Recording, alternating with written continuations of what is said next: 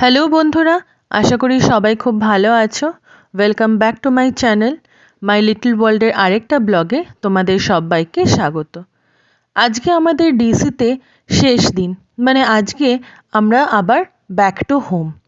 তো ফিরে যাওয়ার আগে আজকে সকাল সকালই আবার আগের মতনই ব্রেকফাস্ট করে বেরিয়ে গেছি। টুকটাক যেগুলো বাকি আছে ওগুলো একটু ঘুরে নেব, তারপরে দুপুরের লাঞ্চ করে আমরা বাড়ির উদ্দেশ্যে রওনা দেব। আমরা আজকে একটু আর্লি মর্নিংয়ে বেরিয়ে পড়েছিলাম। দেখো সবাই বেশ এখনও ঘুমোচ্ছে, কারণ আমরা আজকে ভেবেছিলাম যে একটুখানি আরেকবার ওয়াটারফ্রন্ট পার্কে ভোরবেলাটা কীরকম লাগে সেটা দেখার খুব ইচ্ছে ছিল। তো তাই জন্য আজকে একটু সকাল সকালই আবার ওয়াটারফ্রন্ট পার্কের সামনেটা চলে আসলাম। যথারীতি বেশ ফাঁকাই ছিল, দু একটা লোক একটু মর্নিং ওয়াক করছিল। তো আমার ছেলে একটু সুযোগ পেয়ে ভালো মতন এদিক ওদিক ঘুরে দৌড়ে নিল। তারপর আমরা চলে গেলাম একটা কফি শপে, যেটা কিনা ওয়াটারফ্রন্ট পার্কের একদম উল্টো দিকেই ছিল। তো সুতরাং আমাদের খুব একটা বেশি অসুবিধা হয়নি। ভাবলাম একটু সকাল সকাল ব্রেকফাস্ট আর একটুখানি কফি খেয়েই দিনটা শুরু করি। বেশ অনেক ধরনের চাও ছিল এখানে, কিন্তু আমরা কফিটাই প্রেফার করলাম আজকে। তো আমরা মেয়েরা নিয়ে নিলাম ক্যাপুচিনো আর ছেলেরা নিল নর্মাল হট কফি। তো আর কফি শপটাও ছিল বেশ ছোটোখাটো এবং সুন্দর, বেশ ছিমছাম। সকাল সকাল বলে বেশি লোকজনও ছিল না। আমাদের ক্যাপুচিনো আর হট কফি এসে গেছে। বেশ সুন্দর করে ক্যাপুচিনোটা সাজিয়ে দিয়েছে, আর ওদের হট কফিটা একদম নর্মাল ছিল। টেস্ট ঠিকঠাকই বলা যায়।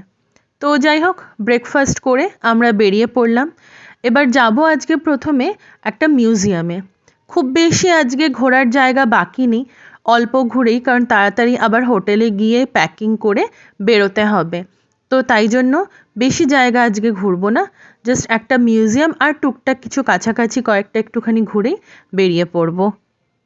মোটামুটি প্রত্যেক দিনই যখন হোটেল থেকে বেরিয়ে কোথাও ঘুরতে যাচ্ছি, এই ব্রিজটার ওপর দিয়ে মোটামুটি প্রত্যেক দিনই যাতায়াত হচ্ছে আমাদের।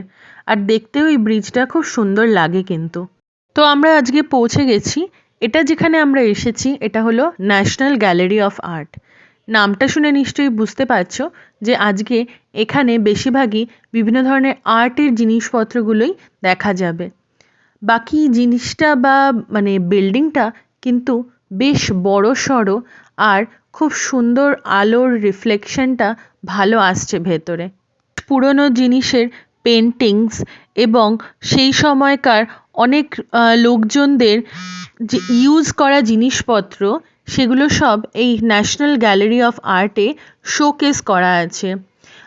অনেক সময় অনেক পুরনো তথ্য, সেগুলো এরা এখানে খুব সুন্দর করে প্রিজার্ভ করে রেখেছে। বিভিন্ন দেশের বা বিভিন্ন রাজ্যের পতাকাও এখানে ওরা একটা তোমার এন্ট্রেন্সের সামনে সুন্দর করে সাজিয়ে রেখেছে। তো যাই হোক, মিউজিয়াম ঘুরে বেরোনোর পরেই দেখলাম মিউজিয়ামের অপোজিটেই একটা ছোট্ট লোকাল মার্কেট মতন এখানে করা আছে। ছোট ছোট যেরকম রাস্তার ধারে আমাদের দেশে এই জামা কাপড়ের দোকান, ফুড ট্রাকস থাকে, তো এখানেও দেখলাম বেশ একটা ছোট্ট লোকাল মার্কেট আছে। লোকাল মার্কেটগুলো একটুখানি ঘুরে নিলাম, যে কীরকম ধরনের এখানে জিনিসপত্র পাওয়া যায় সেটা শুধু দেখার জন্য। একটা ছোট্ট টিউলিপ গার্ডেন চোখে পড়লো।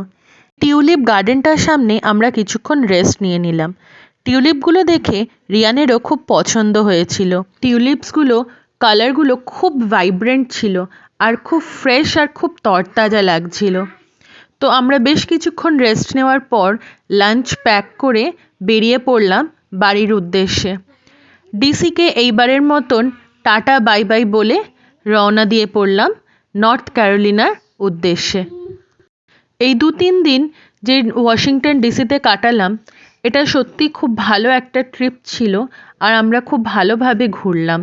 ওয়াশিংটন আমার কাছে খুব কালারফুল, ভাইব্রেন্ট এবং একটা হ্যাপেনিং শহর লাগলো। আশা করি আবার খুব তাড়াতাড়ি আসার সুযোগ হবে। তো চলো, আজকের ব্লগটা এইখানেই শেষ করছি। তোমাদের কেমন লাগলো নিশ্চয়ই কমেন্ট করে জানিও। ভালো লাগলে like, share and do subscribe my channel. আজকের মতন এইটুকুই।